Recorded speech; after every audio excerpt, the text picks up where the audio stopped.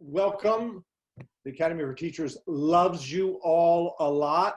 We feel your pain and we're here to help to the best we can. I love Robin for many reasons, but Robin and I share a respect for some of the most valuable workers in culture. I champion teachers, she champions sanitation workers. But I get to be called the president of the Academy for Teachers, but she has an appointment with the Department of Sanitation, which is way cooler. Robin is a hopeless progressive, and you're gonna love working with her. Robin, thank you so much for taking the time to work with these teachers today. And I think that's all I need to say. I think I've made it clear that I'm a big fan. Thank you, Sam. It's a real pleasure and a privilege to be able to do this. It actually, when you suggested it a couple of weeks ago, I had to move out of my home into a temporary home because I live in an NYU residence hall that has now been turned over to doctors and nurses, which is all for the cause, but it was disruptive to move for, I don't know how long so and it was in the middle of that Sam suggested this mini masterclass. And I thought, this is a really crazy idea to say yes to. I'm going to say yes to this. And I'm so grateful for it because it's pulled me out of kind of being stuck in a sense of chronic low-grade panic and a knot in my gut and crying at the drop of like all that to put this together. I had to put all that aside, thank God. So I'm grateful for many reasons to be able to be here today. So should I just wade in? Yeah. Okay. So I'm going to share the screen. If there's a glitch of any kind, Rachel is the hero of the moment waiting to step in and fix it. So let me see if, when we did the dry run this morning, it worked pretty well. All right, can everybody see that first screen? How street cleaners save the city? I can't see your faces and you're all on mute, so I'm just going to assume that it's good. Yeah. Okay. So what I'm going to try to do here is basically a 20 minutes or so in which we do a romp through about 350 years of city history. What I hope the takeaway is on the other side of it is a clear sense that the situation we're in now in New York has historic precedent going back basically to the Dutch. And the solutions that we are trying to put in place now or trying to figure out are not so different from what we've done in the past.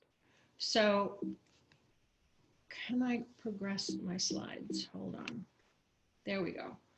I'm going to start us with an event that happened in 1896 when the Department of Street Cleaning hosted its first ever parade. This was during a time when workers of many different categories had parades celebrating their craft and their industry, but this was the first time that street cleaners and carters had ever been so honored. And the press of the day was ready to be very skeptical, but then they watched the crowd and it was obvious that the public was cheering these folks who only a few years earlier had been considered city scoundrels because they had jobs in which they were paid money, but they didn't actually clean the streets or sweep or do any work. So the parade was a moment to honor an extraordinary accomplishment in city history. And I'm going to come back around to it at the end because I hope by then it's clear just how amazing this was. So we're going to back up to New Amsterdam. When the Dutch arrived in the 1620s. These are bucolic renditions of what the settlement may have looked like. This is the Stadhuis, which was, as I understand it, a pub that then became City Hall.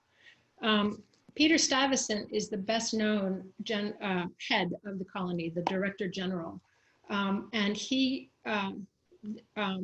put in place some of the very first rules about how this tiny colony was supposed to be managing its own waste. I don't know if this is true, but I've read in a few sources that New Amsterdam never extended more than 900 feet from the shore. So between here, between the bottom of the island and Wall Street was a very small piece of real estate.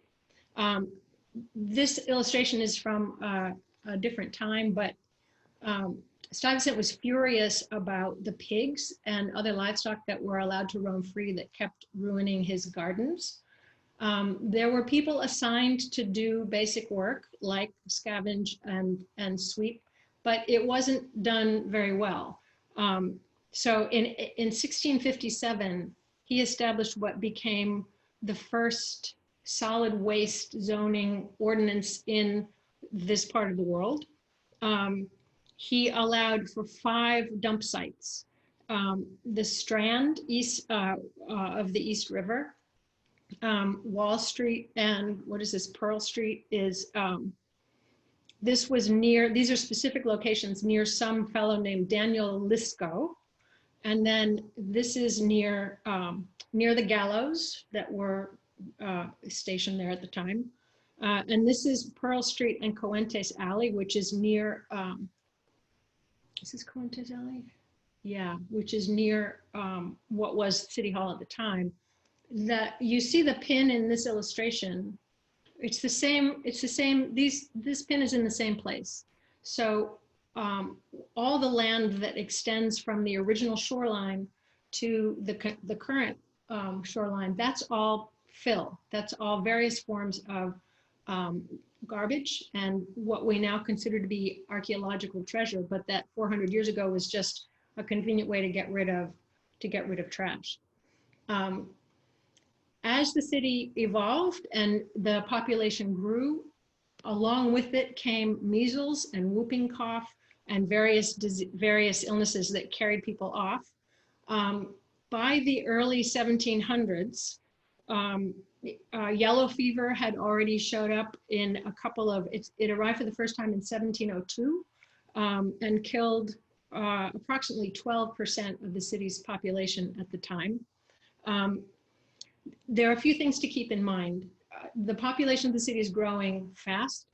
The infrastructure we take for granted, like paved streets and sewers and places for the garbage to go, we didn't have that then. But we did have increasingly high numbers of deaths from diseases that even then were preventable. So this fellow, Cadwallader Colden, he did the first ever sanitary survey of what was by then New York. The British had taken it over in 1664. And he noticed that in neighborhoods that were the least clean, the dirtiest neighborhoods, rates of disease were higher. So he suggested that street sweeping regulations be enforced, that rules about where and when you could dispose of night soil, meaning your contents of your chamber pots, that those rules should be enforced. He wanted to make sure that what were then called nuisance trades were taken out of residential neighborhoods, that meat markets were moved and regulated, that livestock was penned, that swamps were filled. It was a host of things that now we would consider common sense, but that back then were innovative. And when the city fathers followed his edicts, in fact, the rates of disease went down considerably. One of the problems New York faced back then was a scarcity of clean water. This is a picture of what used to be known as the Freshwater Pond, or the Collect Pond. It's in Lower Manhattan, interestingly, immediately behind the headquarters of the Department of Sanitation and across the street from the Tombs. There's a park called the Collect Pond Park, but it was a significantly used and abused body of water that over time became one of the few sources of reliable clean water. So in the 1770s, Christopher Coles, an Irish immigrant, came up with a plan to pipe water down from the distant bucolic corners of the Bronx and Westchester and the city accepted that this could be a great idea. His timing was unfortunate because he debuted the prototype in the spring of 1776. He had proposed wooden hollowed logs as pipes, and it would have been great, except that, well, then there was the Civil War. I'm sorry, the Revolutionary War. By the end of the Revolutionary War, the city's population had been cut in half. Disease was rampant. Fresh water was increasingly hard to come by. But it grew very fast. So between 1783, when the war ended, and 1786, when we had when it had begun to recover, the population had doubled from 12,000 to 24,000 just in those few years. The city government was upset that street cleaning and garbage removal was done very badly, and there were grand jury indictments of the Common Council for lack of street cleaning and waste management, but it didn't make any difference. Yellow fever returned in 1790, and by then the only source of fresh water, reliable fresh water, was the freshwater pond, but only through a pump that was controlled by a single family, and you had to subscribe to have the water delivered to you in huge barrels. So if you were not wealthy, you didn't have access to clean water. You drank a lot of beer, apparently. So 1790s yellow fever devastates the city again. By 1797, New York City is now the largest port in the United States. Yellow fever hits again in 1798, 2,100 deaths out of a population of about 30,000. So around that time, Aaron Burr, and I will not go into the thick history of Aaron Burr in New York City. I'm sure most of you know at least some of it, and some of you probably know a lot of it. But for the purposes of this story, Aaron Burr steps into the crisis of rampaging disease, filthy streets, and inadequate water and says, here's the solution. That engineering project from the 1770s, let's revive that. I will form the Manhattan Water Company, we'll make it public, and we will pipe in fresh, clean water from Westchester. And the state legislature said, that's great. The city government said, fantastic. And so right before the vote happened, Aaron Burr slipped in a paragraph in the very, very bottom of the charter of the company that actually made it private and essentially turned it into a bank. So he was supposed to draw water from the north, but instead he said, you know, it's so much easier. Let's just draw it from the freshwater pond, which by now was, people understood that drinking water, unless it was from the very depths of the freshwater pond, would probably make them sick and maybe even kill them. So the city tried to wrest control back from Aaron Burr, and they did not succeed in doing that for many years. But meanwhile, starting in 1803, the freshwater pond was filled in. This is what it looked like by the middle of the 19th century. This is a small reservoir on Chambers Street that Burr did succeed in building and filling, but it was a tiny percentage of the total gallons that he had promised to the city. The end of the story of Aaron Burr and the Manhattan Water Company is that it eventually became a bank. That bank is still in the world until the 1920s, because it was supposedly actually really a water company. Some poor functionary had to go to the basement of the central building of this bank and turn on a spigot and fill a bucket every day to say, no, no, look, we're still a water company. But now JP Morgan Chase, which is what evolved out of all of that, doesn't have to fill a bucket with water every day to prove it's still a water company, which it never was. This is the location of the Collect Pond. And as I mentioned, it's right behind the headquarters of the Department of Sanitation, and there are several courts down there. If you know the lower Manhattan real estate, it's also right near the municipal building. Okay, so we're now in the 1830s. We still don't have good water. The city is so dirty that sailors claim they can smell New York from 6 miles out. I read this in a book by Pete Hamill, and I trust him as a source.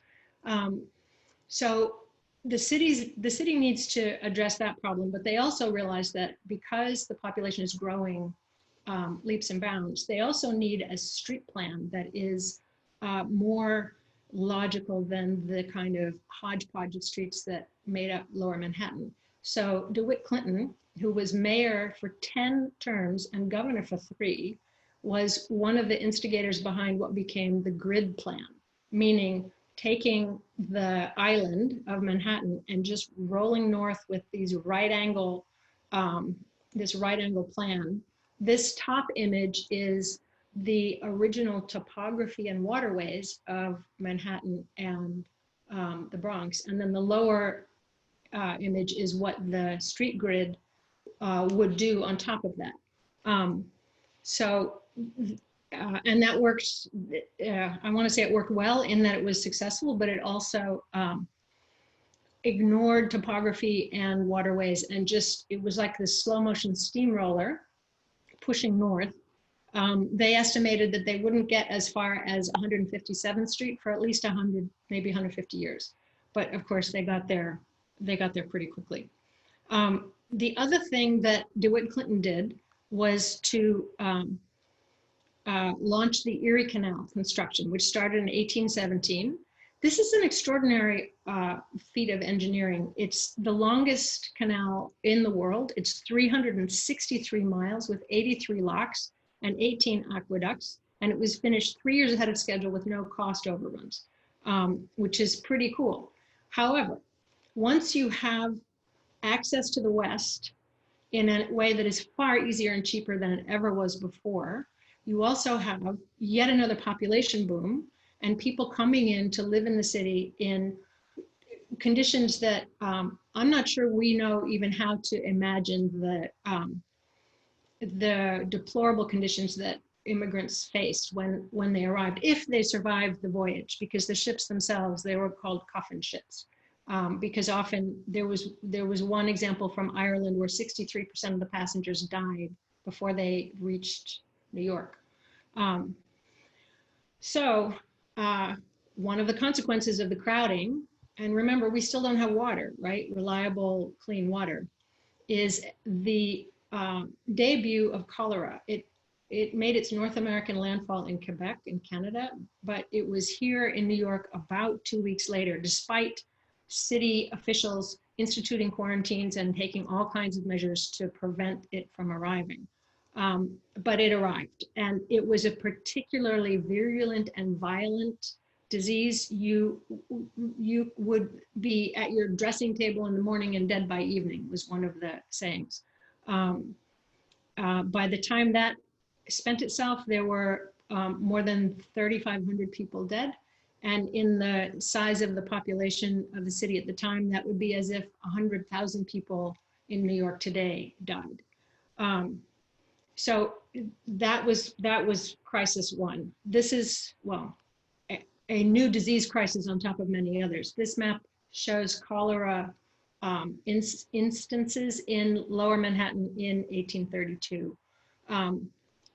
This is yellow fever, a map of yellow fever from 1857, and then typhus also, this is 1864. So this is a little bit out of sequence, but just showing you how the cartography of these diseases is itself a fascinating kind of perspective on what was going on. 1835, December 16th and 17th, a fire that is still considered to be the most devastating in urban history ever. It took out 700 buildings. I forget how many acres. Where are my notes here? 700 buildings across 17 blocks. The costs range between $18 million and $26 million. You could see it from Philadelphia, and it took 2 weeks to burn out. And one of the reasons they couldn't fight the fire is because they didn't have water. They even put their pumps, tried to pull water from the East River, but it was so cold that the water froze in their pumps. They poured brandy down the pumps and in their boots to try to keep their feet from freezing. It didn't do any good. So Aaron Burr and his minions in the Manhattan Water Company had very successfully prevented the city from chartering their own water infrastructure from 1799 until now, 1835. And I will tell you, today is an important anniversary because it was April 14th, 1835, that this Common Council finally said to Aaron Burr, screw this, we are chartering our own water infrastructure. And this is the day that that referendum passed. So here you have some of the engineering works for the aqueducts that were put in place. Water officially arrived in 1842, and it was a huge celebration with filling the reservoir in Central Park, and then also the reservoir that was built at 42nd Street and Fifth Avenue. This sort of grand Egyptian sort of structure. It's hard to imagine what it must have felt like to live in New York and be perpetually parched, and then suddenly see water shooting 50 feet in the air from fountains in Lower Manhattan and other places as part of the celebration of the arrival of this resource, of this life, the lifeblood, of course, of any city. But here was a problem. We brought the water in, but we didn't build sewers. So in those very poor neighborhoods that are still suffering much higher rates of disease and that are largely immigrant populations, you have mortality rates that are through the ceiling. And it's made worse because now the cellars are very damp because there's water everywhere, but there's nothing to take it away. John Grissom was a physician and a health reformer who did another survey of Lower Manhattan and came up with a series of steps that he urged the city to take that would help improve the health of its residents. And he was careful not to phrase this in moral terms, which was the language of the day. If you're sick with dysentery or typhoid or smallpox, not so big, but yellow fever was huge, and cholera. If you're sick with any of those, well, there's probably something wrong with your moral fiber that you have succumbed. This is God's punishment for your darker skin or stranger language or religion that we don't recognize or understand. In other words, the prejudice about people who suffered these diseases, it's a familiar song, right? We still hear it today for even now. But back then, John Grissom says, look, let's put the morality aside. These are workers who can't work because they're sick or dying. So let's look at this economically. And he said that living in cellars should be prohibited. Piggeries, slaughterhouses, tanneries, and bone boiling establishments should be moved outside the city. Water should be made available to everyone and not just a pump here and there, block by block in the poorer neighborhoods. There must be underground sewers. He advocated regulating milk quality. Well, that's a whole other story of scandal and horror. And that the system of removing garbage and night soil had to be completely overhauled, and that there should be enforcement of all these regulations. The city council, called the Common Council still, said basically, yeah, that's good. Those kinds of things cost money and dig into profits of people whose political support we have. So we're just going to give you a pat on the head and send you on your way.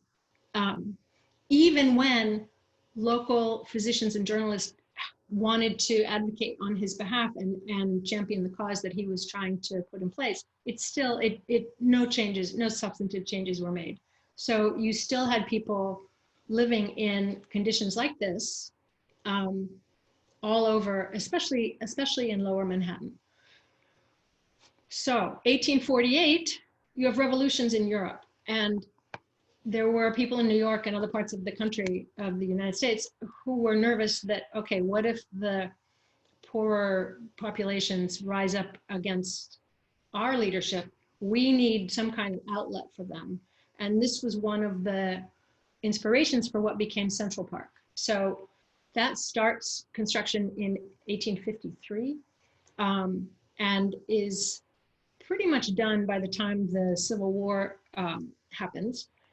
And keep in mind, in the beginning, you had to pay a nickel to be admitted to Central Park. So the idea that the poorer classes would have access to some place for recreation, that didn't that didn't actually come true in the beginning. Also, Central Park is very far away from, say, the Lower East Side, unless you like a long walk, because you're not going to pay for the trolley to get you there, because that's also money out of your pocket, and you don't have money in the first place. Okay, Civil War.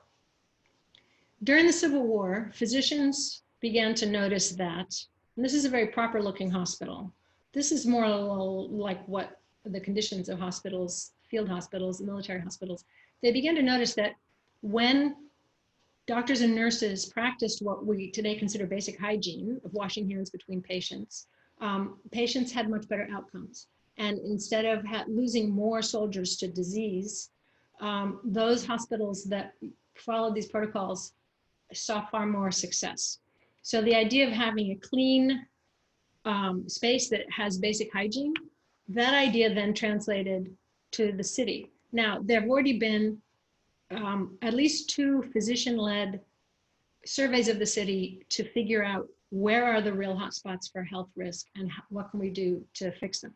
But this time, the physicians come back to New York and they form something called the Citizens Association, and they do, the city at the time was divided into 31 wards, and they do a 9-page detailed survey of every household in New York, Manhattan.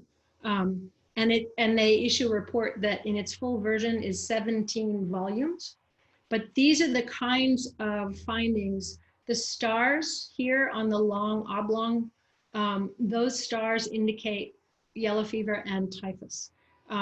So these color-coded maps are very rich, very detailed snapshots of what's going on, not just in specific neighborhoods, but in specific homes with specific families. So you would think, coming out of the war, with all of this insight, the city would finally begin to clean itself up. Not so. The end of the war, sorry about that, is also the time of the beginning of the, when Tammany Hall begins to really anchor its power. And Boss Tweed was, of course, the best known head of Tammany. Street cleaners were hired by Tammany functionaries with the understanding that part of the salary of the street cleaners would then go back into the pockets of those Tammany functionaries. And on a good day, a street cleaning gang might look like this. There were also a lot of people who lived by scavenging, by gleaning from the streets. And Tammany Hall did nothing to change any of that. This cartoon is Tweed himself welcoming cholera in 1871. So cholera kept reoccurring. There's a wonderful book called The Ghost Map about a doctor in London who figured out the source of a cholera outbreak in London and was the first to put measures in place to control the spread. I highly recommend that, just as an aside. When people in New York complained about how dirty the city was and said, look, other parts of the world have figured out how to fix the problem, the Tammany Hall leadership said, no, we're too crowded and too diverse. We can't solve the problem. In New York, it's an impossible problem. These political cartoons were, they spoke volumes. Even if you didn't speak English, you could still figure out what was going on in these illustrations. This one in particular, it's a doctor and an undertaker thanking the city for providing them with so much business through disease. This is from Harper's Weekly in 1881. This is on West Broadway in Lower Manhattan. It became a form of weird tourism for upper class New Yorkers to come and see how the poorer quarters lived. There's a scavenger on the one side of the picture, and the ladies are holding, and the gentlemen holding violet scented handkerchiefs to their noses. By the 1890s, this is what New York looked like, and no one could remember when it had ever looked any better. This is just life in New York.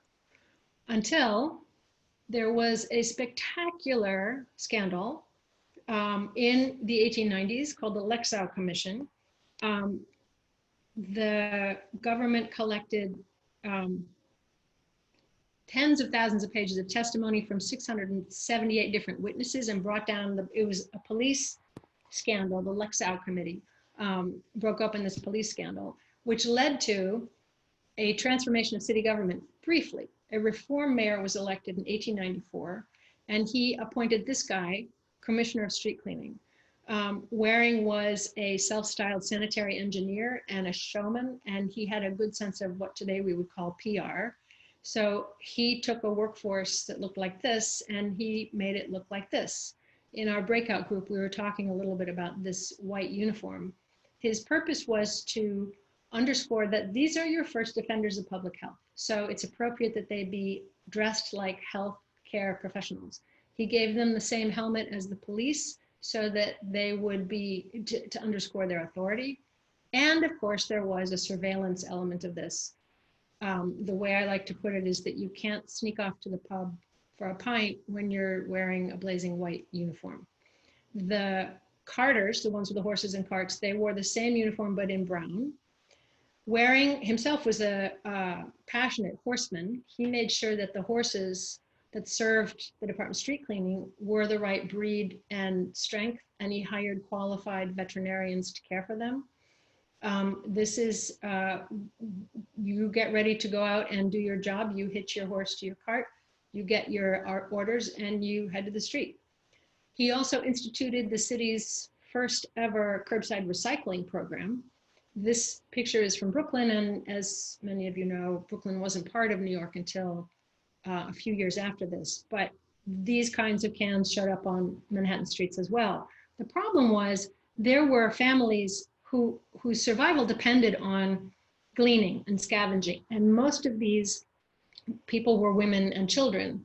He was sensitive to this, Waring, and so if you can see on the very far right of this sorting line at what we would call a recycling facility at 17th Street and the East River, there's a woman on the line at the very, very far right of the picture. He also was trying to innovate street sweeping. This is a beautiful patent designed for a mechanical broom. Still something of a holy grail for departments of sanitation. And this was what he accomplished. These are a series of pictures in an 1895 issue of Harper's Weekly. And they pretty much speak for themselves. He started in 5 Points, notorious slum built on top of what had been the Freshwater Pond, and the land was always subsiding and it was always damp. And at first they tried to chase him out, but then when they realized his workers were doing things that would make their lives much better, they started to work with them side by side. So back to the parade. When you've accomplished the kind of thing that Waring did in such a short time, how do you celebrate? Well, you throw yourself a parade. So the parade took place every year until the teens, I believe. This fellow, this white wing, as they were nicknamed, this is during the so-called Spanish influenza epidemic of 1918. In researching for this presentation, I came across fascinating articles from places like the American Journal of Public Health about did or did not a mask help keep you safe from microbes and germs. So the debate that's going on now, it's yet another element that is not new. The uniform changed a little bit over time. The hats have always reflected what the police of the day have worn. But I started with maps. This is Lower Manhattan as the shoreline would have been in 1609 when Henry Hudson arrived. And then some of you may know the Wallachia project out of the Wildlife Conservation Center. Eric Sanderson spent 10 years documenting what was here before European settlement. And you can go to the website and have this, put in any address in Manhattan and do a slider of what was there compared to what's there now. So these are just screen grabs from that website. I'm gonna go out of this screen and I'm gonna go into, if I can, a new share to show you. Yes, let's see if we can do this. This is what is my last slide. From the Library of Congress in Washington, D.C. And the only way to run it is from, the web. But this is the parade. If you want really lovely vignettes of New York City from 1903, Thomas Edison was tinkering with some of the technology that he was inventing at the time, including film projectors, cameras. And there are half a dozen or more little clips like this of life in New York. This particular video bugs me because some of them are marching in really tight formation and some of them aren't. And I just want to drop in and say, come on guys, left, left, left, right, left. Yeah, and at the end of this, you can see the carts come through.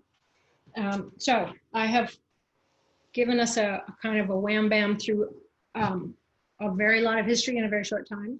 And I'm happy to take questions if I can figure out how to do that. I think I need to stop sharing my screen and come back to all y'all. Rachel, does that sound right? Yep. So I'm going to do that. And I think we're recording this, right? So we are indeed, yes. So then everything that I just showed you, you can also see again on your own, right? Yep, that's true. So excellent. Thank you so much, Robin. And let's open the floor for some questions. Please feel free to raise your hand and we will. Are we going to do chat hand raise or are we going to do hand raise? We can do hand raise. And if there's, I'm looking just through to see if there are any questions. So Ed says, Ed, you sent a quick text to everyone a bit earlier on. Do you want to share what you've written there? Yeah, I'm not very good at technology. We were talking about some novels. I teach English. We were talking about some novels that focus on garbage, and Robin wanted the names of them, and I found the names, and that's really more to Robin, but anybody can look at them. Lord of the Barnyards is beautifully written. Oh, yes. And the other one is called Garbage by Stephen Dixon. And if more come to me, I'll put them up here. Good. Great, thank you. Thank you. Yeah, so feel free either to post a question in the chat or to use the raise your hand. And who's calling on people? Oh, I can do it. Okay, Yeah. so Giovanna wants to, she raised your hand, but you have to unmute yourself, Giovanna.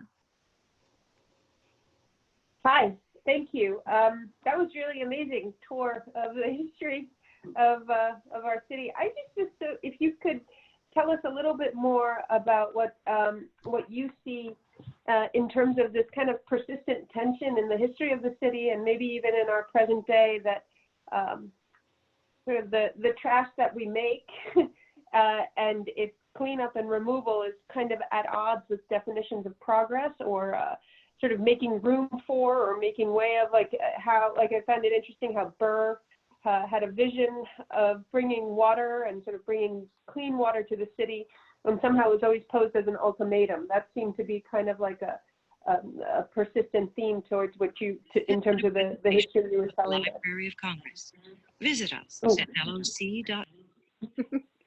I think the video ended. That was really neat. I guess what I'm trying to get at is this idea of cleaning up. Right. Cleaning up after ourselves, or giving ourselves sort of a fresh water source.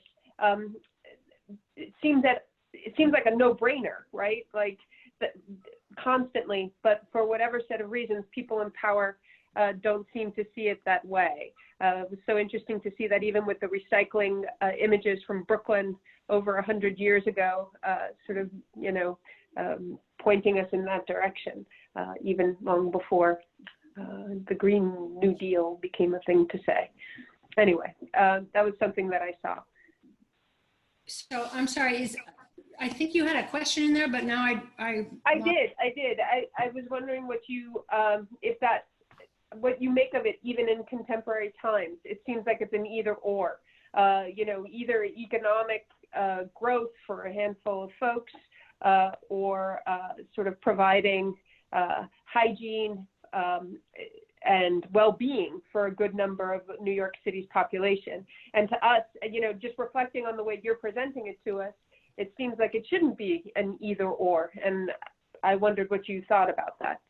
I agree with you that it has been positioned that way for a long time. And one of the points I don't think I emphasize this enough, but since the time of the Dutch and up until now, there has been a tremendous disparity in who has access to a clean place to live and basic, sort of basic hygiene protocols that the city follows, with some exceptions. We do have one of the world's most extensive and robust and carefully managed water supplies, which is nothing short of a miracle given the history of that story.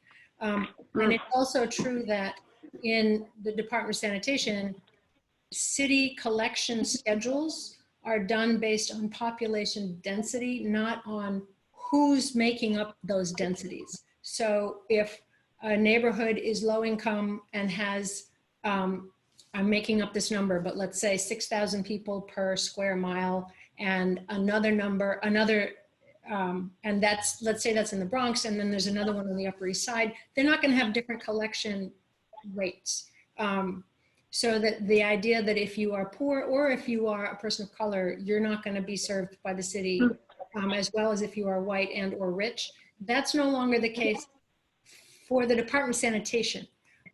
It doesn't mean that you're living in a cleaner neighborhood. It doesn't mean, I mean, look at the coronavirus, who's most susceptible to sickness and death right now. It's the same populations that were most susceptible to cholera and yellow fever in the 19th century.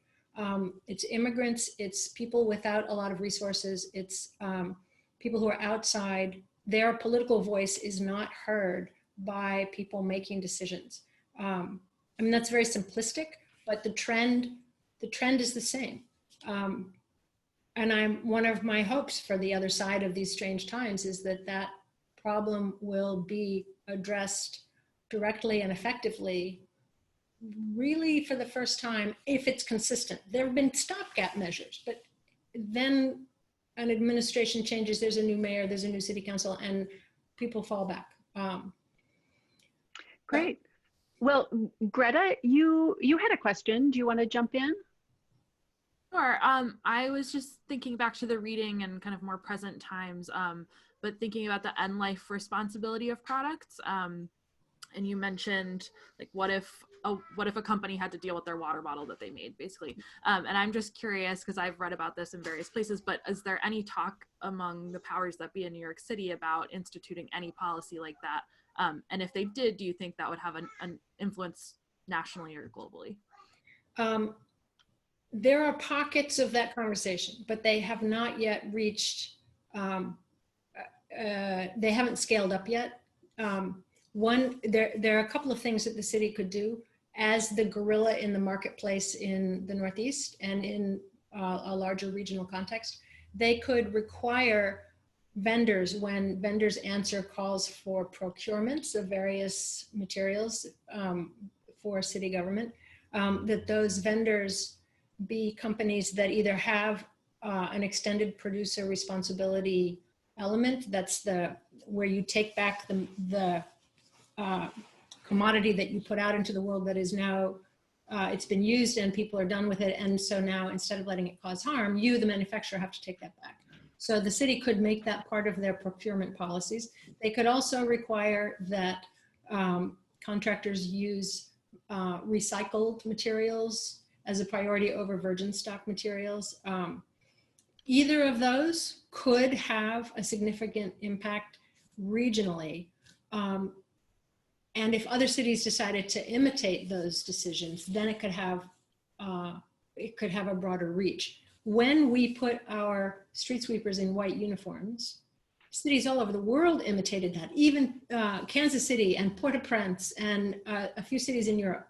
The way that we have pioneered landfill design, with Freshkills being the huge Magilla challenge, we came up with innovative solutions that other cities in other parts of the world have followed. So there's precedence for New York to take leadership in that way. At this moment in time, it's no one's priority.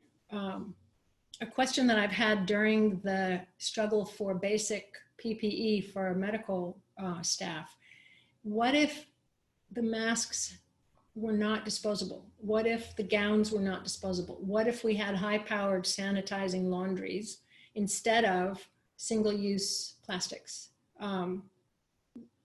I've heard no one ask that question in any substantive forum, but it seems to me it's one of the consequences of choosing disposability for those objects that now makes it, I mean, that's not the only reason. There's so many other reasons that make it hard to get a hold of those basic supplies for the people who need them most.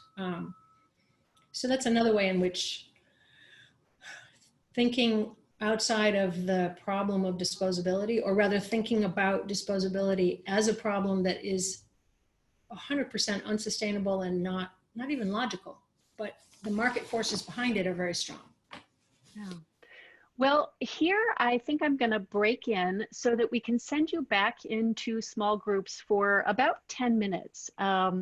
And I think our goal in these second small groups will be to think about how this presentation shifted your thinking and how you might want to take that shift in thinking back into your classrooms.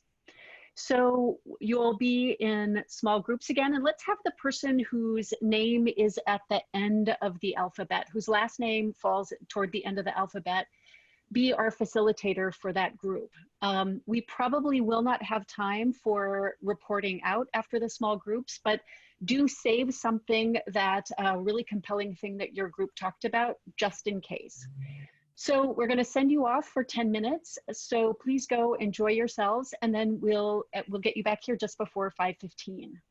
Thank you, everybody. Thank you, Robin. And thank all of you teachers for being here. And now I'm going to turn it over to Renee to finish things up. Yes. So we have about a minute, and I wondered if there were any really pressing questions that came up that you'd like to make sure we can ask Robin before we close up today.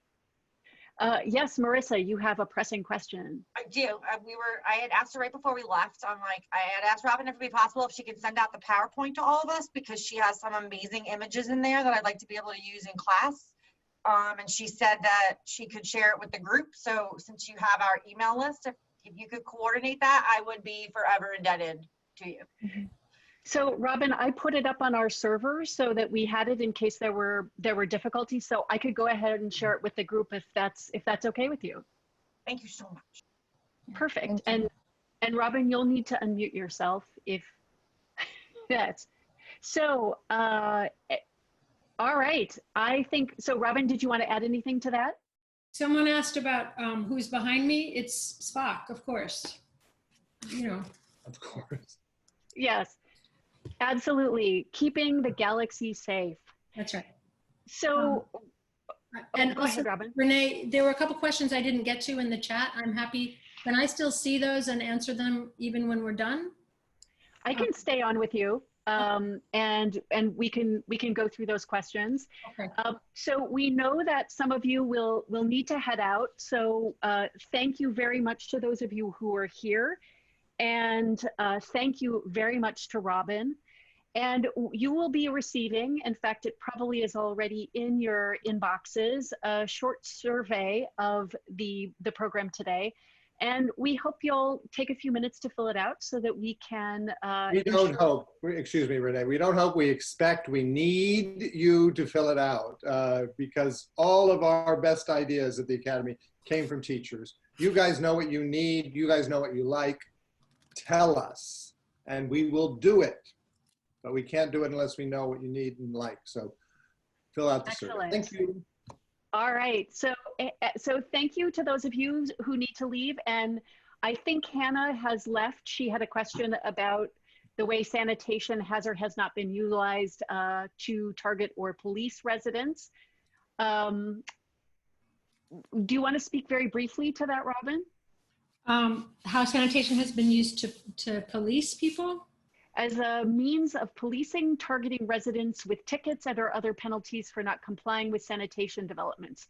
Is there a significant history of sanitation being used to make the city money? Oh, yes and no. The enforcement muscle has been sometimes quite strong and ardent, and other times quite anemic.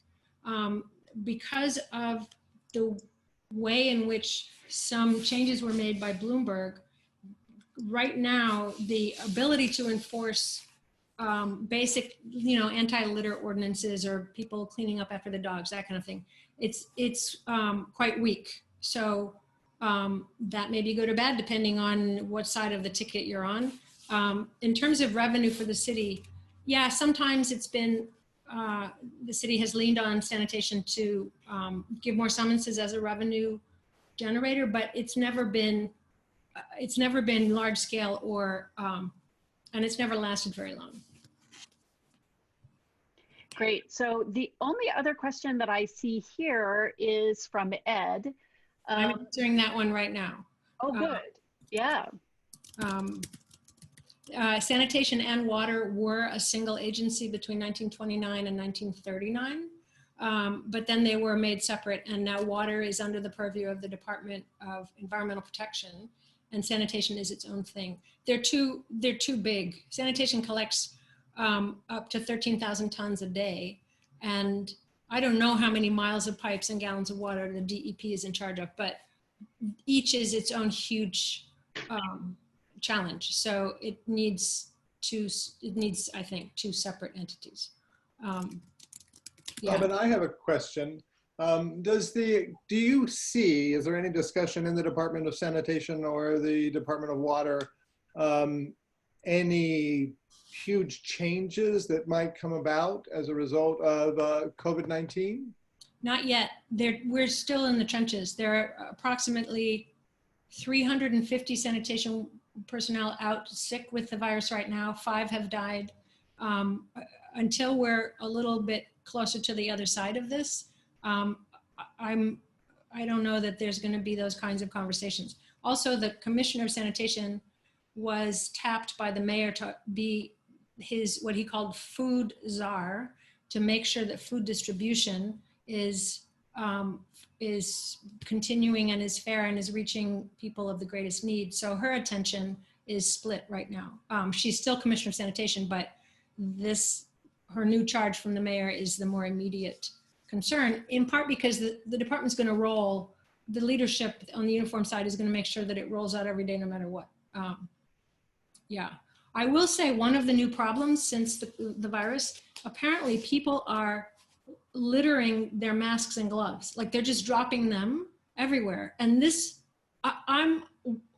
all my life, I have been flabbergasted by people's behavior around objects that they choose to just let go of. And this is the newest one that absolutely blows my mind. Because you know that it's not just litter that somebody else has to take charge of, but it's probably contaminated. So it's now hazardous waste. And you could have taken the time to make sure that it went into even just a litter basket. Yeah, anyway, that's a new one. All right. Well, that's not the happiest note to end on, but it is certainly a good reminder for everybody to make sure. Yes. All right, here's the happy note. There is a relatively new nonprofit called the Foundation for New York's Strongest. And the purpose is to help the city understand and appreciate and celebrate the work and the mission of sanitation. So they have a website. I will share this with Renee to send out to the group. They've just started a fundraiser to help get supplies to augment what is available for sanitation personnel in the field. I'm not hitting you up for money. That's not my purpose here, but just to tell you that there is this organization that is kind of like the Friends of the DSNY that is up and running, and they're doing good work. So that's a better note to end on, I think. That's beautiful. Well, Robin, you are amazing as always. And thank you so much to all of you for being here. It really has been a wonderful afternoon. Thank you so much, and bye-bye. Bye, y'all. Bye.